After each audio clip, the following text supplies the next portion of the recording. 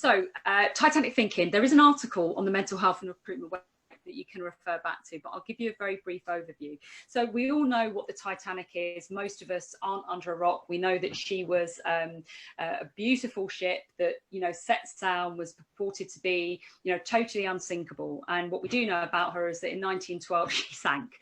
So when I talk about the Titanic and Titanic thinking, I'm talking really, and I'm referencing her structural engineering. So one of the reasons she was said to be unsinkable is because in her hull, throughout the bottom of the ship, she had these 15 dividers, these, you know, watertight bulkheads, which created 16 compartments. And it was said that she could have 4 of those compartments flooded and she still wouldn't sink. And this was one of the reasons that they said technologically, you know, she was going to be great.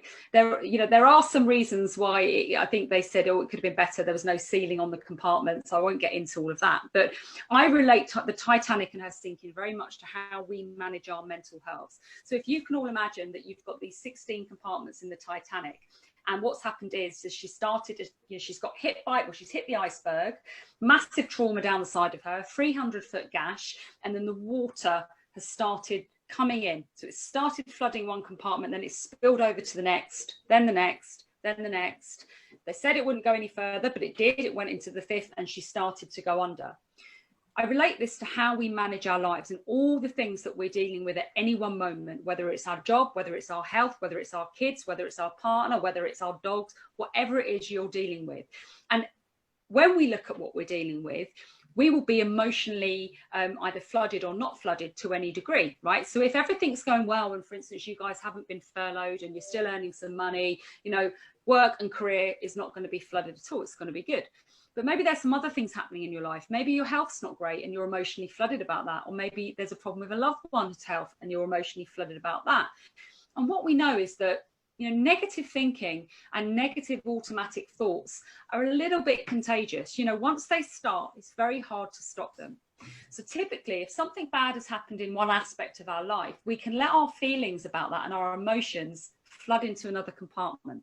So if things aren't very good at work, for example, maybe some of those feelings you have might spill over into your relationship with your partner because, you know, you're struggling to cope, you're overwhelmed, and you know, there's a chance that maybe they're frustrating you, maybe they don't understand, and that could then cause problems in your relationship, and so on and so on and so on. If work's not good, your relationship's not good, you know, that's going to maybe impact how you're dealing with the kids or how you're, you know, whether or not you're looking after yourself or doing exercise. You get the idea. You can start flooding. So Titanic thinking is about actually, it's not about compartmentalizing, but just take a step back and look at all of these different things we're dealing with and score how flooded we really are. And it serves kind of a couple of different purposes. First of all, we can get quite a clean diagnostic on what we need to address. But more importantly, for me, I talk about the fact that you have to recognize the things that you're not flooded in. So actually, when you look at it, maybe your relationship is really good. You might have assumed some things are bad. You might have gone into that all or nothing thinking, which is causing you to think the whole world is just terrible. You know, as I've got a teenage daughter and, oh, sometimes, no, she's not good at anything. But when you start to question each of these different areas, you get a much clearer understanding of the things that are bothering you. And that serves to also remind us of the things that are going well. You can use that to yourself to look at, well, what is it I need to achieve to maybe improve how I'm feeling about that? Why do I feel that way? And what actions could I take?